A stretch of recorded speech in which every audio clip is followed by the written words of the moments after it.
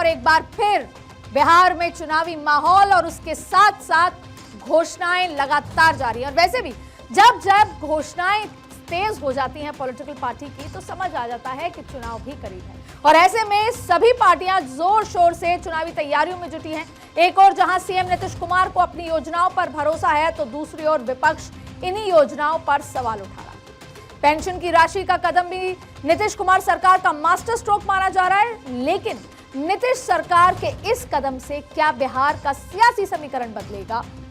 क्या बिहार एक बार फिर नीतीश कुमार पर विश्वास करेगी? क्योंकि सरकार की ये पूरी कोशिश होगी इस मौके को भुनाया जा सके। दूसरी ओर विपक्ष के तेवर पूरी तरह से आक्रामक है। विपक्ष लगातार सरकार का घेराव करने की कोशिश में जुटा है। वोटर लिस्ट रिव्यू के मुद्दे पर विपक्ष एकजुट तो है, लेकिन विपक्ष की ओर क्या दूसरी कोई और रणनीति है? ये भी एक बड़ा सवाल है। और ऐसे में जनता को यह फैसला करना होगा कि वो किस मुद्दे पर वोट करेगी। आज बिहार की सबसे बड़ी बहस आपके मुद्दे और आपकी आवाज के साथ मेरे साथ आप जुड़िए, जवाब देना पड़ेगा। अब कई सवाल खड़े होते हैं। क्या सरकार की योजनाओं से होगा सियासी फायदा? विपक्ष किस रणनीति पर कर रहा है काम? इस बार के चुनाव में कितने मोर्चे, किस चेहरे पर जनता करेगी भरोसा? और इस बार का चुनावी माहौल कैसे पिछली बार से है अलग? ये तमाम सवालों के साथ मेरे साथ कुछ खास मेहमान जुड़ गए हैं। उनसे आज चर्चा करेंगे और कोशिश करेंगे कि इस चर्चा के अंत में कुछ सार्थक हमारे दर्शकों को मिल सके। नीरज कुमार, प्रवक्ता बीजेपी, आपका बहुत बहुत स्वागत है। ईशान त्यागी, प्रवक्ता कांग्रेस, आपका भी स्वागत है। और किशोर कुणाल, प्रवक्ता जेडीयू, आपका स्वागत है। और डॉक्टर रविशंकर, प्रवक्ता जेडीयू आरजेडी, हमारे साथ मौजूद है। आप सभी का बहुत बहुत स्वागत है। और नीरज कुमार, प्रवक्ता बीजेपी, सबसे पहले मैं आपसे सवाल करती हूं, क्योंकि कल जिस तरीके से वोटर रिव्यू को लेकर सुप्रीम कोर्ट के सुझाव आए हैं, तो सवाल यह है कि कितना बदलेगा उसके बाद जो कॉन्फिडेंस है विपक्ष का। विपक्ष को यह लगेगा कि जिस मुद्दे पर हम जनता के साथ खड़े थे और जनता के लिए लड़ रहे थे, सुप्रीम कोर्ट ने भी वही सुझाव दिए हैं।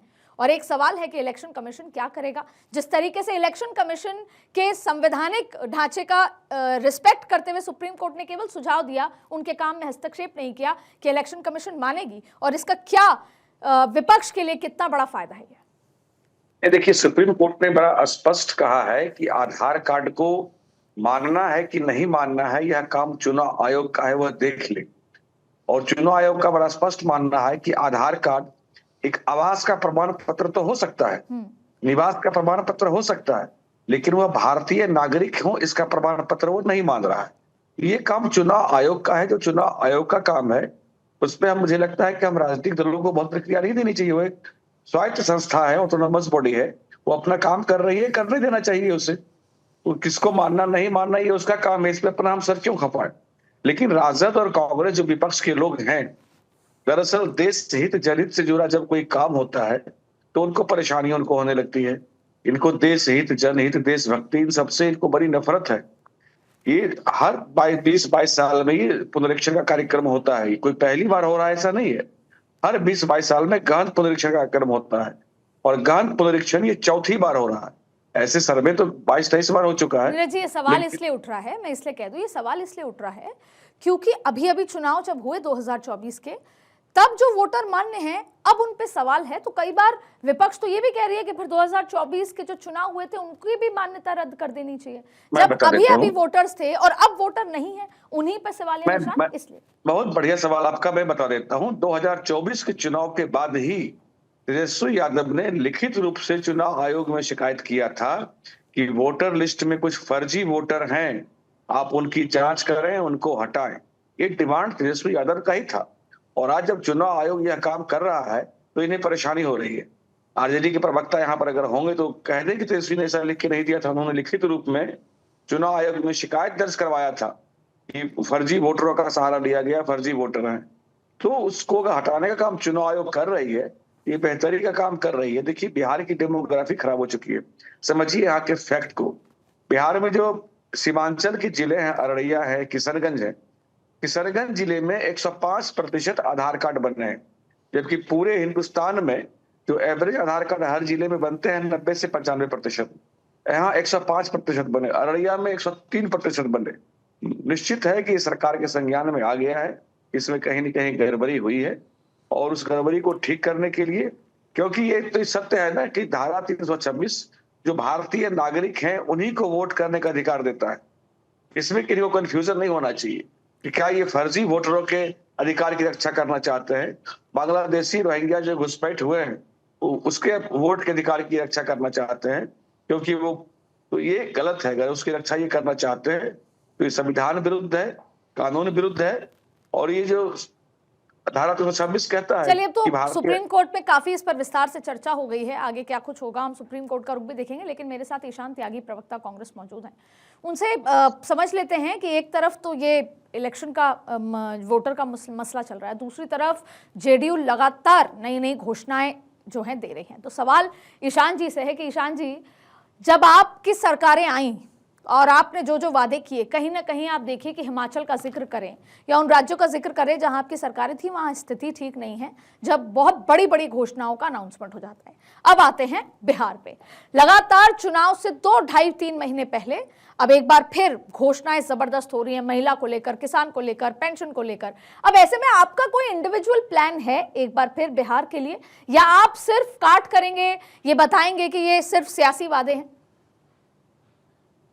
देखिए, जब हमारा न्याय पत्र लागू होगा, जब हमारा न्याय पत्र की घोषणा होगी, तो वो सबके सामने आ जाएगा। पहली बात तो ये, क्योंकि कांग्रेस पार्टी हमेशा चुनाव से पहले न्याय पत्र अपना उसकी घोषणा करती है और सरकार बनने के बाद उसको लागू करने का काम करती है। क्योंकि आपने हिमाचल की चर्चा की और महाराष्ट्र की नहीं करी, क्योंकि लाड़की बहन योजना एक महाराष्ट्र में बीजेपी ने वादा किया था कि महाराष्ट्र की महिलाओं को एक एक्स अमाउंट हम देंगे, और उससे वो पीछे हटने का काम किया। तो उसकी भी आपको जिक्र करना चाहिए था, मेरा मानना ये है। बिल्कुल, आप ईशान जी, मैं कर्नाटक का भी जिक्र करूंगी, मैं राजस्थान का भी करूंगी, मैं दिल्ली का भी करूंगी कि दिल्ली में आम आदमी पार्टी की सरकार इसलिए गई है क्योंकि वो महिलाओं के खाते में पैसे नहीं दे पाए। पंजाब में भी स्थिति बुरी है। पंजाब में भी इसीलिए सरकार जाएगी क्योंकि उन्होंने महिलाओं को पैसे जो 1000 रुपए का वादा किया था वो नहीं देने का काम किया, और इसलिए सत्ता से हाथ धोना पड़ा। 3 साल आज हो गए हैं। अब दूसरी बात देखिए, अभी हमारे साथी ने यहाँ पर भारतीय जनता पार्टी के जिक्र किया कि डेमोग्राफी खराब हो गई है बिहार के कुछ इलाकों की। अरे 20 साल से किसकी सरकार है वहां पे? मुझे जवाब दिया ना। एनडीए की सरकार है वहां पे। भारतीय जनता पार्टी एक बहुत बड़ा घटक दल है एनडीए का, जेडीयू एक बहुत बड़ा घटक दल है पूरे देश में एनडीए का। आपकी 20 साल से सरकार है, नीतीश बाबू का सुशासन है, मैं तो कह रहा हूं सुशासन क्या कुशासन है, वो विफल है। अगर वहां की डेमोग्राफी खराब हो गई है, अगर वहां पे लोगों के पास रोजगार नहीं है, महिलाओं के पास अच्छी स्वास्थ्य की सुविधाएं नहीं है, तो ये तो आपकी विफलता है। और ये अपनी विफलताओं का ही ढिंडोरा पीटने का काम कर रहे हैं। उसके बाद फिर इन्होंने ये बोला कि गड़बड़ी हो गई है, वहां पे रोहिंग्या घुस गए हैं। भाई रोहिंग्या कोई उड़ के तो आए नहीं है बॉर्डर पे से। अगर रोहिंग्या आए हैं तो बॉर्डर पे जो केंद्र की संस्थाएं हैं, केंद्र की जो सुरक्षा संस्थाएं हैं, वो वहां पे तैनात है।